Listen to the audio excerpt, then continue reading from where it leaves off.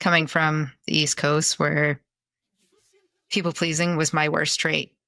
And having people be like, no, let us take some of that on. I'm like, no, I got this. Like, I got wide shoulders. I'm good. I can carry it. Mm-hmm. But when you get to that point, it's like, shit, I can't carry this anymore. What do I do? I can't ask for help. Like, that's not me. I don't need help. I'll fix it myself. But the last year, it's just been like you said, when you find those people, you just grab them, keep them close, because that's way more than any family could have done for me.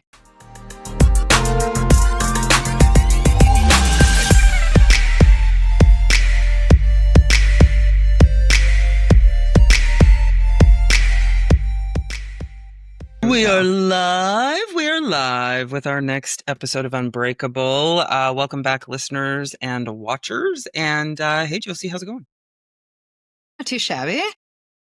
It's been a long, busy week. Kind of nice to sit down and chat.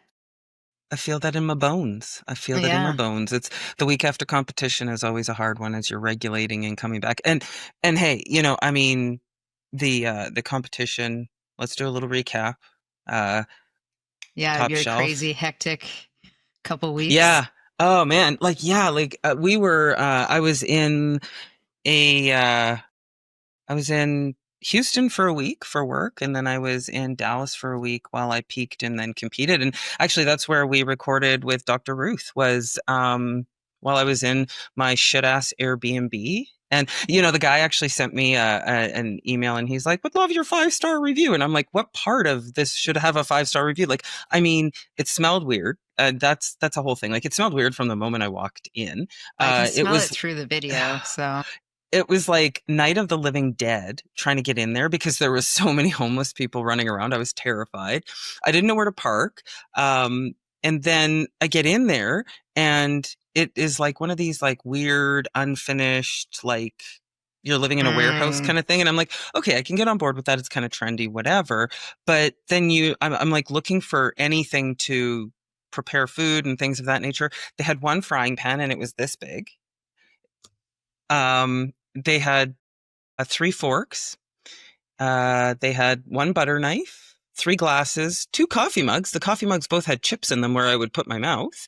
4 plates. Oh, and by the way, this was actually an Airbnb that was advertised to house 5 people. Dishwasher, no dishwasher tabs, washer and dryer, not even 1 washer tab or a bounce sheet. Like I'm thinking like maybe 2 coffee mugs. Only 2 but with chips in them. Yeah. For a right-handed drinker. Of course. And the coffee was absolute trash. It was absolute trash. It was like the cheapest shit they could get from Sam's Club. And I was like, yeah, this was not a 5-star experience. Trust me, I've experienced 5 stars. So anyways, the Airbnb. Yeah. The Airbnb was a great place to sleep for a couple of days. And then we relocated to the Westin up at the convention center, which was nice. Did that and went in and rocked it out. Came out first place women's bodybuilding, first place women's physique class B, and second place in masters. Of course, I lost to a shorty with more muscle than me, so I'm always okay with that. That was a tough competition. It really was, and it could have gone either way. It was really good competition, and the woman who I competed against was just an absolute gem of a person. We're now new besties, and we do our cardio in the morning together because she's competing again in a couple of weeks, and I'm competing again, of course, in September for Dad's birthday. So really great experience. Got to spend some really, really good high quality time with my bestie and one of my besties, and so here we are, back in the grind and back on the pod. Yes. And it's also, Thursday while we're recording, which is our AMA day. And the reason for this pod actually came from our Thursday AMA. It was a very tough question. So I can't remember who asked it. You know her, I don't. She asked a question kind of what's going to lead us into how we choose our chosen family. That family's not always blood. So yeah, you could talk a little bit more about that.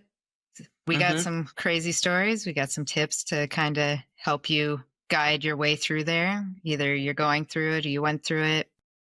All the fun stuff in between. maybe we can help you out a little bit. Yep.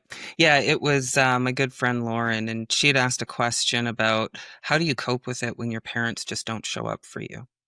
And I just said you don't. You move on, and you invest in yourself. And I think you and I have both had some really significant experiences that have kind of really shaped who we are as people.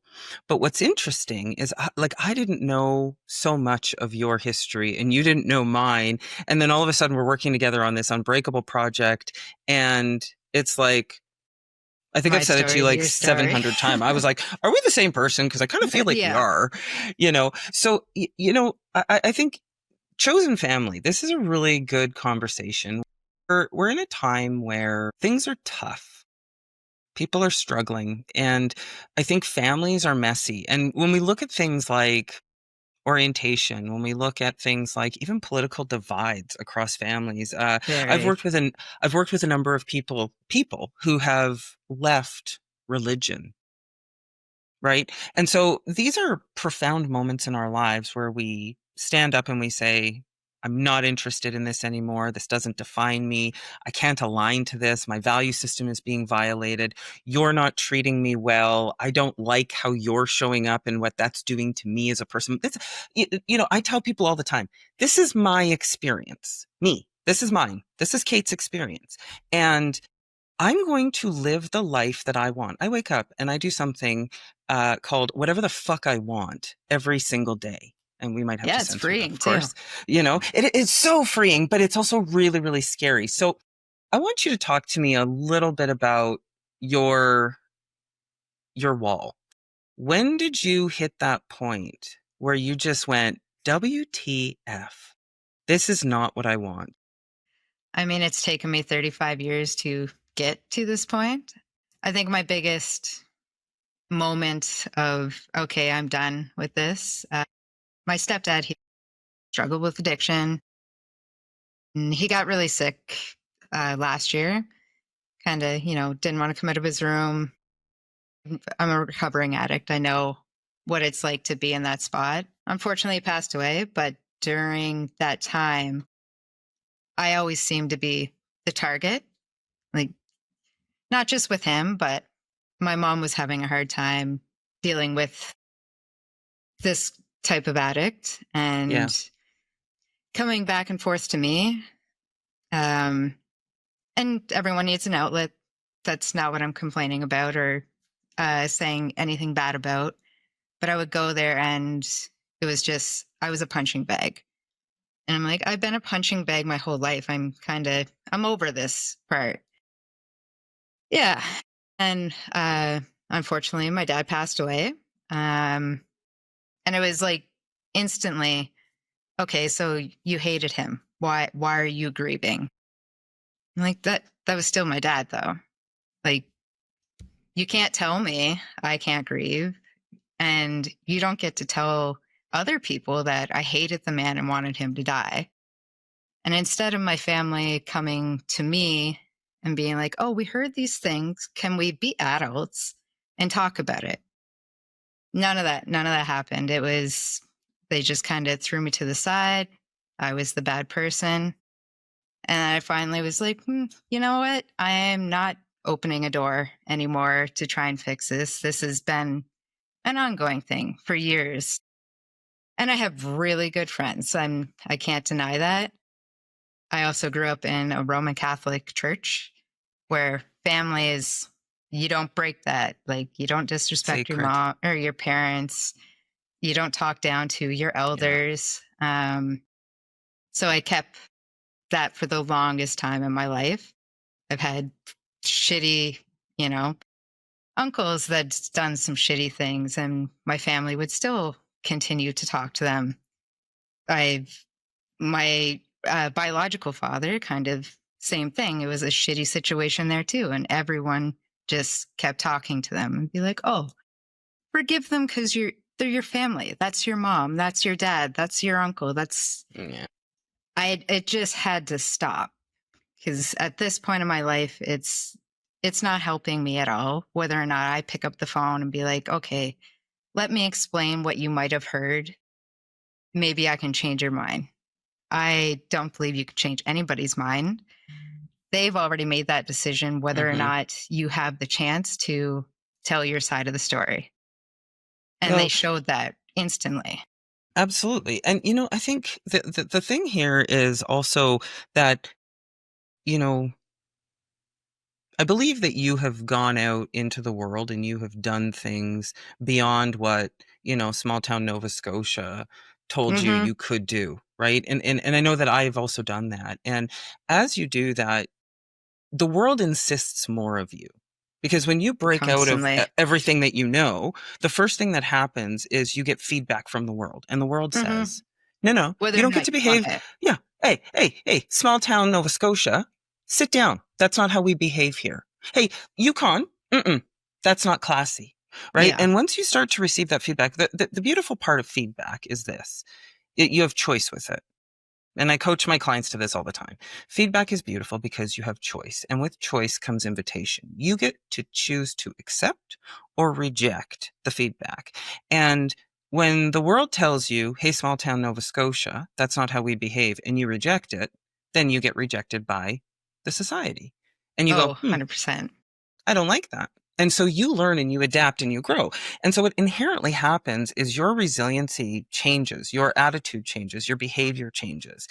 But the people in small town Nova Scotia who came out here and tried that and the world said, we don't like that. They said, to hell with you. We're going back to small town Nova Scotia. Yeah. And so what do you get? You get what you get. And it speaks to our resiliency capabilities, right? And, when you see, like, I always like to say, like, if you watched like Maury Povich, yes, right? You are not the father, right? And they just lose their shit, right? And it's like the reason that I can't handle that stuff anymore is because I've advanced past that level of behavior, right? I used to I can remember being a little girl and I'd be like faking a sick stomach because I saw the advertisement for how crazy the next day's show was going to be. Like Jenny Jones, Montel Williams. Like I would sit there and I would just like flatten my ginger ale and eat my soda crackers that my dad would leave me. And right. And, I also think that this is where I get my social science like passion from, because you watch that. But what you're actually seeing is the fracture of resiliency. That is the part, that is where those people were stunted in their ability to grow and be emotionally regulated, to be a problem solver, to, have, competency in these resiliency factors that would take them further in life. And so what you've experienced is the fact that your resiliency has outgrown the people around you. And you're looking at that going, I would like to have a logical conversation. And instead of that, they're like apes in a cage throwing feces at you. And you're like, why did you just throw poop at me? Like, I don't understand. I'm trying to help you understand where I'm coming from, but they can't comprehend because it now is about ego and about being right. And I'll tell you, my personal peace is far more important than being right in somebody else's eyes. I don't care. I don't. It's like, if you think I'm wrong, cool. That's a you thing. As I say to my child, that's an ish you, not an ish me. I like that. And so when we think about that, then you and I have both had very similar experiences, right? Where, I've come and my biological mother phoned me while I was at my late father's home with his wife, my new mom, my mom, as I refer to her. And she blocked her phone number so I wouldn't know that it was her calling. It's not that I thought that she knew that I was there. I don't think she did. But I had also just seen, like, my daughter was home by herself for the first time taking care of the dogs. I think she'd just gotten home from work. She was working at the co-op across the way, 17 years old. And so I thought it was her because her phone number often shows up as unknown number. And so I answered it, and it was my biological mother. And I was like, well, this is awkward because I'm sitting having supper with my mom. And the last time they saw each other was at my wedding, when my biological mother hip checked my new mom on the way out of the church because she didn't get to light the candle. Oof. She behaved so badly. We didn't speak for years after that. So I'm sitting there and I'm like, okay, well, this is super awkward for me. And so she says to me, oh, well, where are you? You're not home? And I said, no. She goes, are you at Daddy's? please. You guys have been divorced for 700 years and never call him that again. And so she asks and knows that I'm in their home. Yes, I'm here going through his belongings. It's very challenging. This is not a good thing. This is not a pleasant thing. And of course brings to thought, why do the good ones go? And you know what I mean? It's like, okay, here we are. I don't need to say what I'm. Yeah. And so I go into the office and I'm chatting, and so she's talking to me and she starts buttering me up. Oh, this guy at work, I showed him your pictures and he's just super interested in all you do. And I'm like, I don't know what she means by that. Is it like my career? Is it my bodybuilding? Is it my volunteer work? Like, okay, whatever. And oh, well, he was wondering if I could connect you guys together. Yeah, sure, whatever. You can give him my email address and he can email me, whatever. And then she goes on to tell me how her corporation had just been bought by another national corporation, and how everybody was panicking. And so now she's starting to like kind of solicit insight from me from a professional perspective. And I'm usually pretty good with giving my advice to people. I'm not a gatekeeper of information, but at the same time, I am also the commodity. So, right. So I was just kind of being delicate around that. And then my stepdad walks in the room and he goes, oh, who are you on the phone with? Oh, it's Katie. She's at Daddy's. And I'm like, cringe. Right. Mm-hmm. So then he starts talking about this gun club that he wants to be a part of. The man has a lifetime firearms ban, should not have a gun. And then she goes on to ask me, she's a counselor.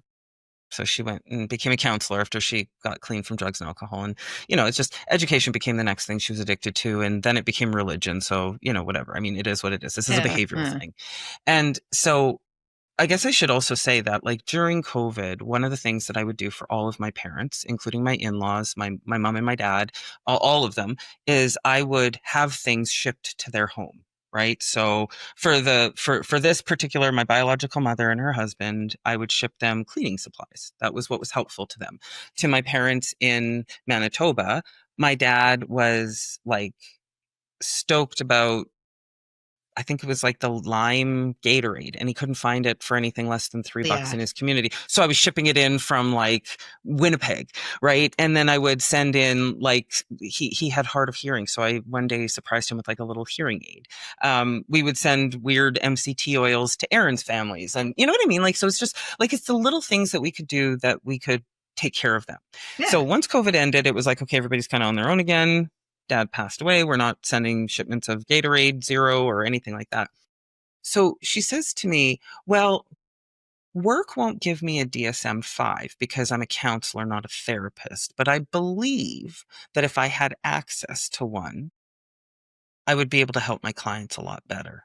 And I was like, okay. Yeah. But and she said, therapists go to school for 4 years and take crazy exams.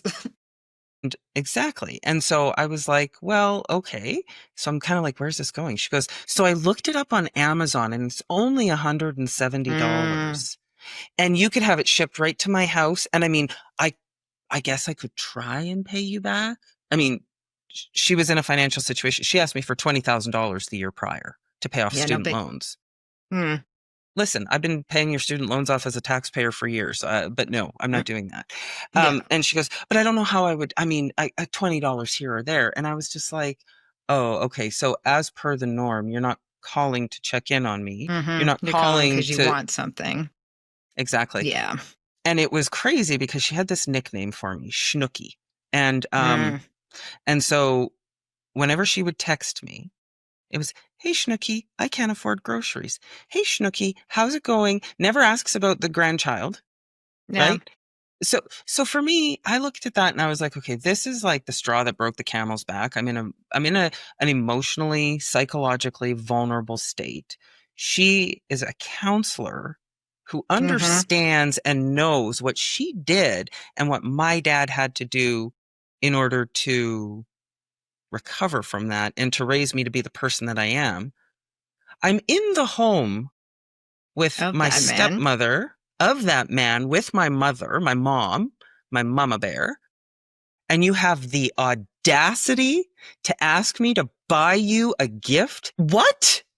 And so that's narcissism 101. I was just like, I was blown away. And so I went and I was like, okay, well, that's a lot of money. I need to talk to, I need to talk about it at home and make sure that, it's okay. And well, no, we make anything, we make financial decisions to get whatever. I mean, yeah. So anyways, then she sends me a text like a couple days later and she's like, oh, my boss is really excited that you want to talk to him. Here's his email address. I'm sorry. I'm not making work for myself and reaching out to somebody that I don't know. And I don't know why we're going to be talking. Like, no, whatever, scram, get out of here. And I just never responded to her ever again. And she would call. She would call from an undisclosed number. She would call from her number. She would call from her work number. She would text. And then I get a screen capture from my sister in Edmonton. And she goes, is this our mother's phone number? Hi, Siobhan. Have you heard from your sister? Like she thinks I'm dead because I'm not responding to her. And I'm like, no. You are dead to me. Yeah, there's a difference. Right? It is. And so, I mean, when I think about it, it's like, I feel like that's been like my whole life, right? Like I write about that quite a bit in the book about how, she came and went. Like there's a story I tell in the book about my desire to have a mother was so strong when I was like 7. Pretty much accept anything at that point. Absolutely. I invited her and her husband to live in a tent in our backyard. Like, I was like, you guys could just stay here. You could just live in a tent. You wouldn't have to see dad. Like, my dad was like, I beg your pardon. You did what? And so he was furious. And not at me, but he was furious at the circumstance. Like, he was picking up the pieces constantly. And so, like, when I think of like chosen family, I think of the fact that, my mama bear is still my mama bear. Just because my dad has passed away doesn't mean I still choose her. I choose her every day because she's just a beautiful, loving, wonderful human. And I'm just so grateful that I have her. I choose my mother-in-law. She is, oh gosh, like lights out. Great things about her. Erin doesn't even know how lucky she is, right? So it's just, I look at these things and I think about first the grief. Like, how do you grieve that? Like, I mean, I've been grieving it for decades. And I think that for me, it's not grieving the loss of a mother. I think it's grieving the mother I thought I could have. Yeah. You're grieving the possibility more so than anything. And that comes and goes as much as we, do close the door on that. It's going to hit you in the face when you least expect it. You're going to hear good stories about, at least in my case, say really great parents and I love that there's so many people I know that never had to go through any of this stuff. But at the same time, it kind of hits you hard enough. And it's like, I wish for that my whole life. Not that I don't have great people, but I think everyone, wants a present mother or a present father. And a lot of the time, especially now, no one has that. But they don't have to be blood either. Like you said, the woman that your father married, that is now your mama bear. So absolutely, you don't have to share the same blood. You don't. And there's a whole chapter about this in Unbreakable where I talk about how we influence, and we even touched on it with our conversation with Ruth, is, how we choose to influence and how we choose to engage people around our table. I talk about my strays. I love my strays so much. Yeah. My first one, I was 24 with her and I just guided her. Like, I mean, I was 24. She was like 17, 18. And it's not rocket science when you see somebody walking down a path that is not the right path. And to just say, oh, yeah, we don't like that one. Let's come over to this scoot one. Over. This one's good. I mean, it's that second mouse thing, right? The early bird gets the worm, but the second mouse gets the cheese. And the second one was when I was partnered with somebody and his daughter and I had fewer years between us than I had with him. And I write about her quite a bit in the book as well. She taught me some really, really good lessons. She was awful. She was just awful. Just awful. But I didn't let that deter me from guiding her. And like, I wouldn't yell and scream and jump up and down and get nasty with her. She still calls me mom. And, you know, she's 30 and we spend time talking. We'll FaceTime and, you know, things like that. Like, we still stay in contact. And, you know, she taught me some of the hardest lessons on emotional regulation. And, you know, even into her like mid-20s, we helped her prepare for the pair exam with the city police. Damn. And I'm the reason she graduated high school. I didn't know I was. She told me I was, but I was. And it's because when we heard that she had 30% in every single class in grade 12, everybody just got mad at her. And I said to her, instead of trying to help, what are you going to do to fix it? And so I sat at the kitchen table with her for hours, and we did social studies and we did science and we did all of the things. And then the last one that I chose was a friend of hers, and they don't necessarily speak a whole lot, but I've kept her, and she did the headshots for the website, for the book, for everything. And she's this amazing, glorious little soul who I have chosen, and very unfortunately lost her mother to pancreatic cancer 6, maybe even 7 years ago now. And I stood at her mom's gravesite and I said to her, I've got her. No matter what comes our way, I will always be her mom, and I will always give her that safe place to land. And we do. And, you know, so it's not just enough for us to go out and say, okay, well, how can we pull people in to be our support network? But what do we do to put ourselves out? Yeah. Like, you know, for your circumstance, right? Like, you've got a lot of family that you just simply don't interact with because of circumstances that are out of your control. And you have a best friend who's about to have a brand new baby nephew for you to love on, right? Like, how much joy is going to come for you in those moments? You should see my living room right now. It is full of baby stuff. Because baby shower is on Saturday, so. And it's the biggest thing I think I actually found with that. And I have pure excitement. I knew she had got pregnant when we went on a friend's trip in Mexico. We were at the airport coming home, and I looked at her, and I got my partner to take a picture, and I'm like, she's pregnant. Like, I can feel that energy. She's pregnant. And it was a week later that she frantically texted me, and she's like, okay, are you alone? And I don't hide my phone, right? So I was like, well, not really. Brittany's on the other side of the couch. What's up? And then all I seen was a picture of the positive pregnancy test. And I'm like, I knew it. I felt it. But then the grief of, because my brother has a 2-year-old now that I haven't seen since December of last year. So there's the excitement of, wow, my chosen family and my chosen sister is having, I didn't know it was a nephew at the time. Now I do.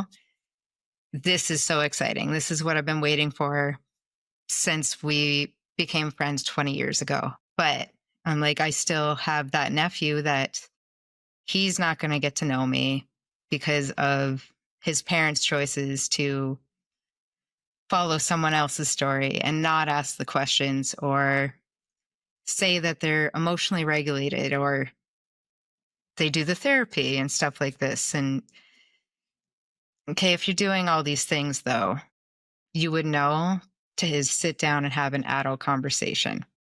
So I'm grieving that nephew. But who's to say in 10 years' time, when he's old enough to make his own decisions, that he's like, okay, I do have an aunt or aunt, as you know, the Calgarians say in the West. Yeah, that he can reach out to.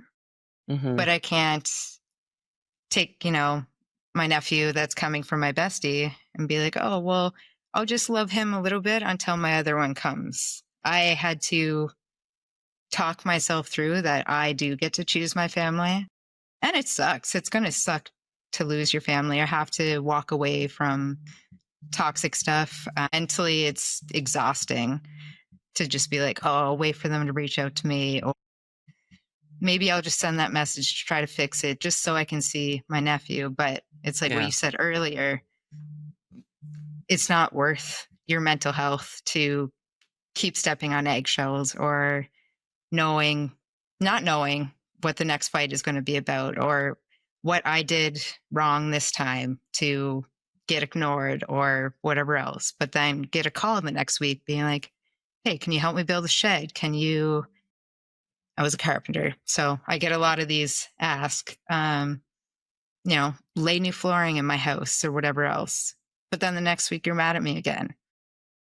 So it's not worth that. I'm not saying my nephew, my biological nephew, is not worth it. I love him. I hope that one day I do get to see him.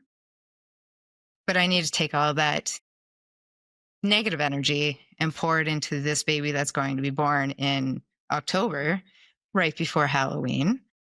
So not only am I going to have this new bundle of joy that I can spoil, I can see, I'm not going to have it kind of dangled over my head and be like, oh, you want to see the baby? Do this, this, and this. Please me in these ways, and you'll get that.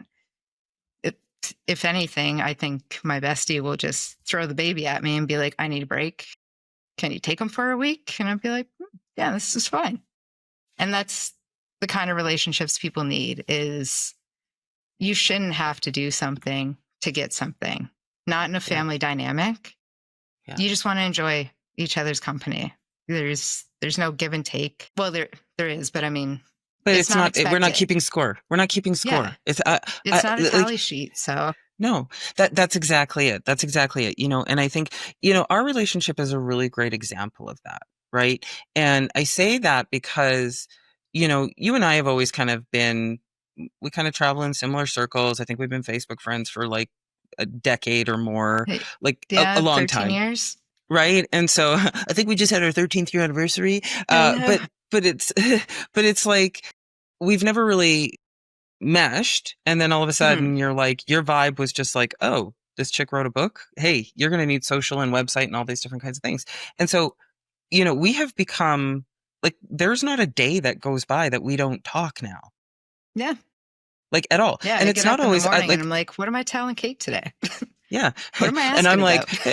like, hey, what's Josie gonna check on and do and whatever? But it's not even just about like the work, right? Like we don't really do stuff on the weekend, but we're still talking on the weekend. And, it's, you had, a medical setback this week, and it's not about when are you going to produce? It's what can I do to support you? Yeah. And that's, again, like a dynamic that should happen. Not saying you're going to get that in every client kind of setting, but we don't just work together. Like I said, I think we built such a great friendship in between the two. Absolutely. And the more stories we tell each other, the more we're like, okay, yeah, we just lived the same life, so it doesn't matter. This is just parallel universe, just a couple of years apart. Well, and so, I think the thing that is also fantastic between both of us that I'm really proud of both of us, actually, in that, we're both a work in progress. And I think we see that, right? I don't profess to be perfect because I do the things all the time. I think, what did I write? I wrote something, I can't remember what it was, but I wrote something this week, and it's something my therapist says to me. Your gifts are not for you. And what she means by that is it is okay for me to have a bad day. It is okay for me to have a negative dialogue and have to work through that. It is okay for me to not be perfect all the time. And I think that, you do the hard work as well. Like we call that the hard yards, right? You do the hard yards. When we think about it, I mean, you and I each are like weekly therapy attendees, right? And it's because we choose not to sit in this single space. We choose to go out and find people who we vibe with. We choose to want more and then insist that of ourselves. And I would suggest probably of each other. Oh, yeah. You didn't even want to get in front of a camera. No. That's a prime example. He's like, no, you can't write about this and not act on it. Didn't we just post a first thread? Yeah. That's whatever, probably one of my Josie. favorite lines I've ever said. I know. Like, yeah, I got that one. You chirped me hard. I did. But doing the work, I think, is the hardest thing that we've had to do. And I've been doing the Mm-hmm. work for years. Yeah. But I'm okay being a work in progress. I'm okay messing things up Mm-hmm. and learning how to fix them. I'm not the perfect partner. I'm not the perfect friend, but I do, put the work in to get there. And it's messy. It's never going to be a clean, straight line of what you Yeah. need to do. But Yeah. that's how we learn. But, I think that people are always rushing, right? I'm rushing to get to the 100%. finish line. When is this? I mean, I remember the day my dad passed away. I'm an expert in the space of change. That is literally what I've done with my life for Mm-hmm. 15 years, is guided people through change. And I knew that the end was coming. I mean, not definitively, but I just you see it, Yeah, right? You see them slow down, and so I was telling Erin all the time, I need to prepare myself. I need to get ready because the end is coming at some point. And then I'd said to her, it's not personal. Death is not personal. We are dying from the moment we are born. It is a part of life. And so in some ways, I was really prepared to experience and to receive that phone call, but I wasn't. I mean, I was literally on a no. coaching call and my mom phoned and I picked up the phone and like this person's like playing with her dog and I'm like, oh my God, like this is the worst Yeah. news, right? And I remember going to my one stray who had lost her mom, and she and I went through her grief process together, hand in hand. I was there with her every step of the way, and it was hard. I mean, she was in her very early 20s, and so um, very, very hard on her. And I sent her a text, and I said, "I have a question." And she said, "Okay." I said, "How do I get through this as fast as possible? I do not Mm, like this feeling." And she was like, "Oh, Kait, you can't hack this." yeah. As much as we Right? like to troubleshoot and find, that answer, Mm-hmm. grief it can hit you a year down the road, 10 years down the road. I will tell you, We I don't was get to sitting, just skip by it. no, no. And it's, and I know this, but at the same time, I'm like, okay, there's Yeah. got to be a way for me to just, and so I did these really intuitive things. Like, I was just post competition. And so I was still training a lot. And I made a playlist with just music. Um, I downloaded music that I knew he loved because music was free when we were growing up, Yeah. right? You could sing and dance and, it doesn't cost you money, right? And so if you're poor, you can sing and dance all you want, right? And so, and I remember he passed away on a Thursday and it was during COVID when we were really badly locked down and I was an essential worker on a work site in Ontario. And Friday morning, I got up and I got on my leadership call and everybody was like, why are you on this call? And I was like, what else am I going to do? Yeah. I can't go to be where he was. My mom was very adamant with me. She did not want to violate the law. They had rules around death and funerals and all these different things. And I was like, okay, so I can't be where I would more naturally be. So I showed up on my leadership call and I did the call. And then on Sunday, I got in my car and I drove myself to the airport because I had a flight to catch. And again, what was I going to do? Was I going to take 2 weeks off and not earn a dollar and cry and be locked down in my house? Like, what am I going to do? And what's crazy is the workshops that I was doing. I was doing 3 workshops a week, 2 days at a time. And I tell my story at the beginning of the second day. And it was crazy because I'm on the way to the airport and I just put my whole playlist on shuffle and I was just like, okay, music, take me away. And the friggin' Beatles come on. Here Comes the Sun as I'm driving at the approach to the airport. And I was just like, whew, okay. I Yeah. see you. I feel you. I know you're here. And so I get on this plane. I fly to Toronto. There's nobody on the plane, right? Obviously, because, It's COVID. everybody's locked down, COVID, right? I get there and, we get down to Sarnia. And my business partner and I were staying in an Airbnb to reduce the risk to ourselves and, the client, because it was a 2,000 person site. And we were just like, whatever. He says to me, I have a plan. And I said, what's the plan? He goes, I have a plan for if things go sideways when you tell the story. Like, you don't have to tell the story. And I said to him, oh no, I'm telling the story. I said, if anything, there's more purpose today that I tell that story. Right.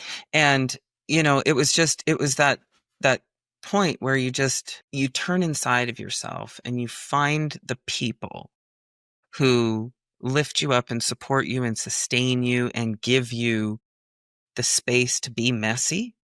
Yeah. Because I mean, I even said this to Aaron last night. I said, woo, I was very messy when we first got together. Very messy. I didn't look like it. I didn't appear like it. But yeah, but inside, just like a freaking hurricane, always. Well, just Brittany right here. Had to deal with that. I mean, it's almost been a year of being together, but same thing. This was my starting of, holy shit, I need to let go of all this negativity. I need to just live my life. And it blew up from there. There was, some things with my ex, and there was the family stuff going on. And I felt so bad for her because I'm like, I'm trying to heal. I promise. I'm trying to fix this that's going on. But I don't know how to navigate through all these things and appear as perfect person. And now I'm like, yeah, no, this was me, baggage and all. And she's stuck by me through this. My friends stepped up and they're like, hey, we're going to be a mess with you. Like, you need to throw your trash out on our lawn. Here's our lawn.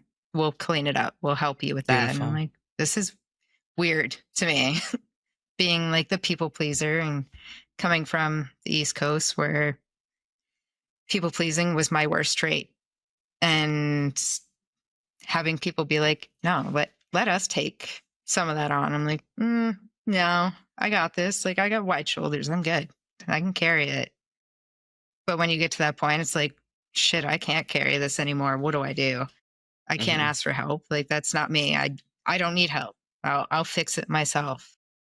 But the last year, it's just been like you said, when you find those people, you just grab them, keep them close, because that's way more than any family could have done for me.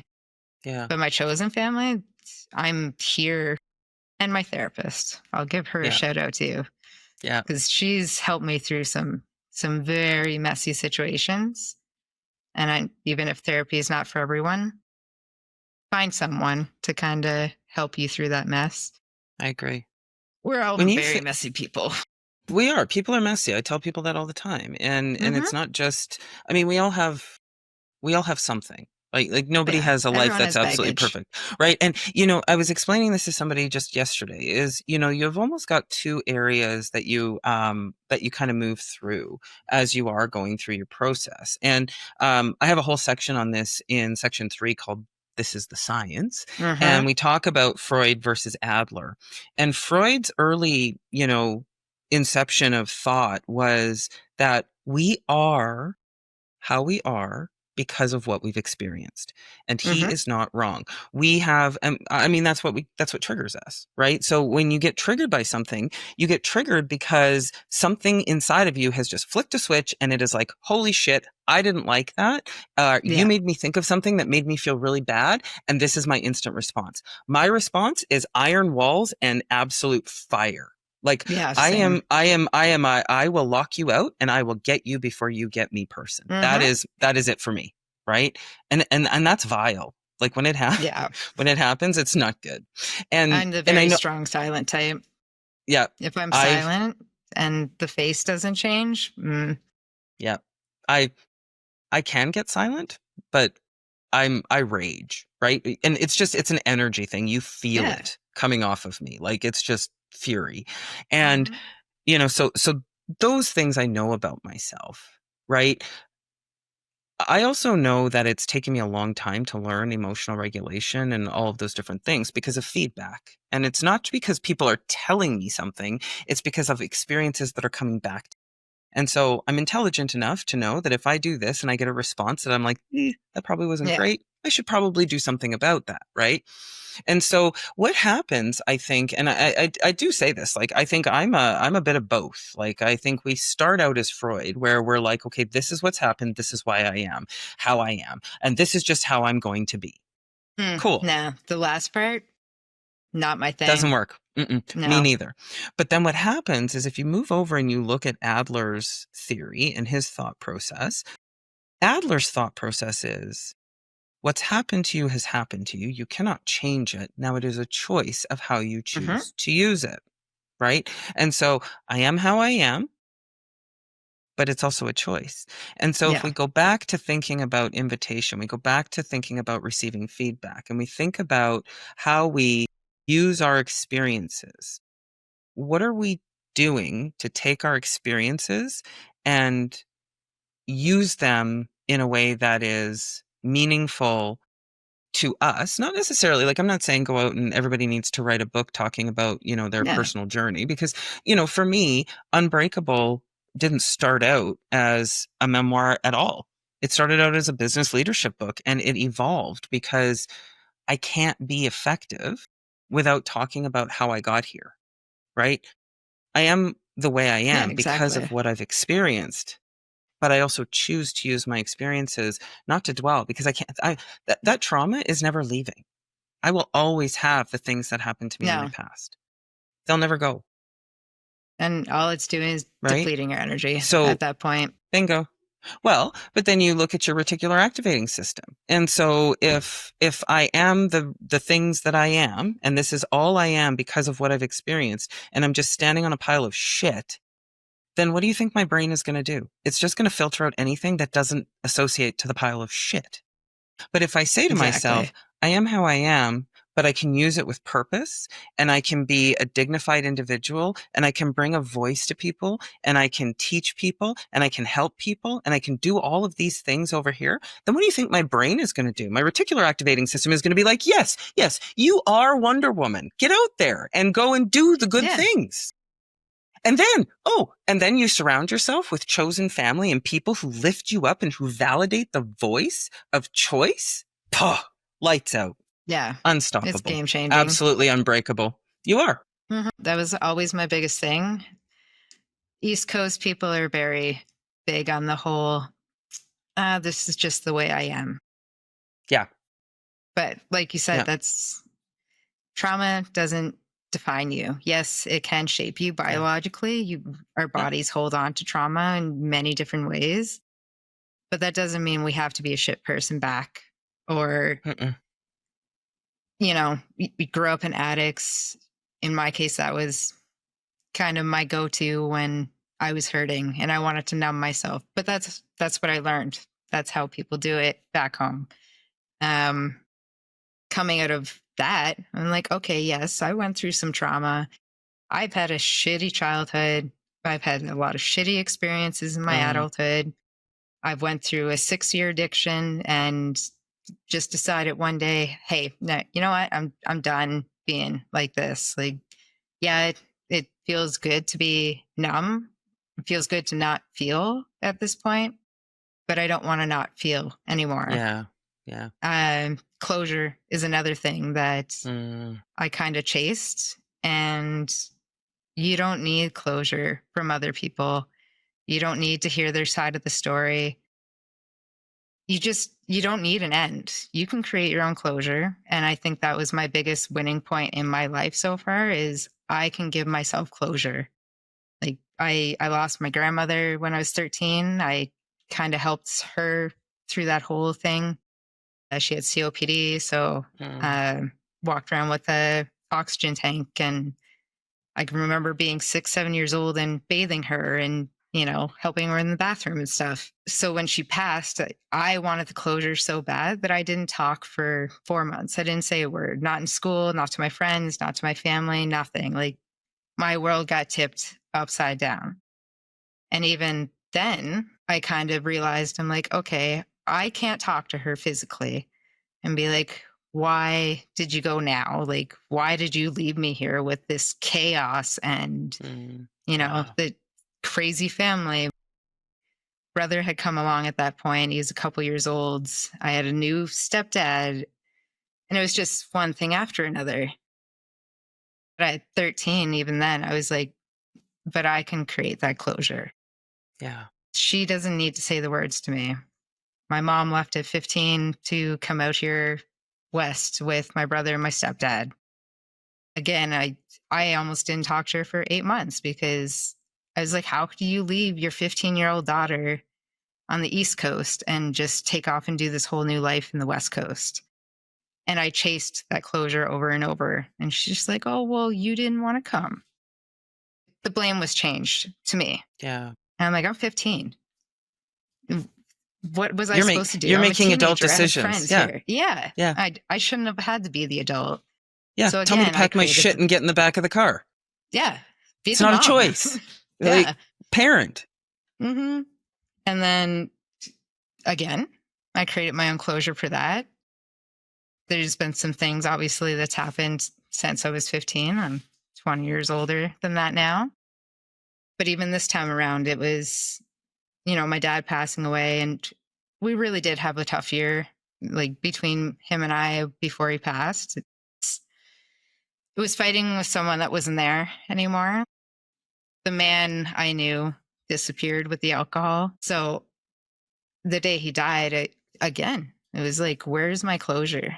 Because I am angry at, the alcohol that took him, or the man disappearing behind that, and the family is fighting and all these things. But again, it was like, I can create that closure. Yes, we had some fights. Yes, we said some really shitty things to each other. Me creating the closure was like, you know what? There was still love behind there. Yes. It was a messy family dynamic. Yes. And now with the whole, I haven't talked to my mother. I haven't talked to my brother. I haven't seen my nephew. For months, I was like, no, I just need closure. I need to know why you decided that this is the end. Like, why'd you throw me on the side of the street? Why do you believe all these other things that you hear? Why can't you be an adult and sit down and be like, okay, let's talk this through? But I think everyone out there, no matter what the situation is, you do not need to chase that closure. It's not theirs to give. It's yours to take. And that can come from inside you. Go write in a journal. Say everything that you want to say to the people and just put it out on pages. Feels 100 times better. And you can swear as much as you want. You know what? I do. No, absolutely. I sat with a gentleman who taught me a phrase, soul puke. And what I would do is I would take time and I would just write and write and write and write and write and write. And then what I would do is I would take it and I would burn it. Yeah, I used to do that too. I had a client that I worked with for a long time, and she did a soul puke journal. And it was so crazy and so thick that there was no way, like she was hanging on to it. And I was like, why are you hanging on to this? This is like, you're keeping that energy in your sphere. Yeah. Why are you holding that? Right? Like the journals that I keep are the ones that have all my gratitude, my affirmations, all the different things that I write. Stuff. But yeah, the stuff that I want to look back on, like, but it's like, and so she's like, I don't know why I'm doing this. And I said, I think it's time to get rid of it. And so she was like, I think if I start this on fire, I will set the fire alarm off. So we had to drown it to get rid of it, because it's like the idea is not to be able to receive it, to not allow that energy to continue to sustain in the universe, right? Like, let's just get rid of it, right? So listen, as we, like, you've dropped some really great tips and ideas here. And the other thing too is your vulnerability and your ability to share that story. I don't know about you, but for me, it's very healing to be able to share those things, and to be standing on the other side of them is really powerful. If you were to leave your top tip for finding your chosen family and healing forward with people, what would that be? Kind of embrace the pain that it's there. It's going to come. It's going to hurt. But it's like switching the fuel. Use that fuel to do the things you've been wanting to do. If you were being held back from, I don't know, taking a course, going to school, climbing a mountain, whatever, just switch the fuel. I don't always like to say that it should be a negative thing that, kind of makes you fired up and want to go. And in my case, when someone tells me I can't do it, I will 125% go, yeah, okay, watch me. Yeah. And so kind of use the same thing. If you have to close that door, if you have to take that jump and finally have a conversation maybe that you don't want to have with them and just kind of get rid of that negative things, just flip it. It's take all the pain, all that fun stuff that's going to come with it, and just, I don't know, make yourself better. That's probably the best revenge, is just to keep living your life and living it authentically. So yeah, I guess that's my tip. Yeah, be fearless in the face of what sets you free and what sets you on fire. And I love that. It is embrace the suck, feel the pain. My dad used to say that to me all the time. Baby cakes, you got to feel it to heal it. Yeah. And have your bad days. They're going to come too. And it doesn't make you any less of a person to just, you want a day to eat ice cream, sit on the couch and cry, go for it. But turn it around, get back up. Because you're losing if you stay in there. If you stay trying to understand what the other people are doing, you're not going to get anywhere. So yeah, and set yourself on fire, and just not go, literally, right? Please don't, not literally. I'm going to put a disclaimer on this one. For me, I think mine is a build on of that one, and it is time is the only thing that we cannot get back. And so for every moment you sit and spend your time being reflective in a way that doesn't serve you moving forward, you are doing yourself a disservice. Those are minutes, hours, days that you will never get back. This life should not be lived with regret. It should be lived with zest. It should be lived with sincerity, authenticity, and, let's take the pain and feel it and move forward with that, but don't waste time. It's the only thing we can't get back. Exactly. Well, this is a great spot to hit the pause button. And listeners, thank you for joining us today. Protect your peace, chase your dreams, and remember, stay unbreakable.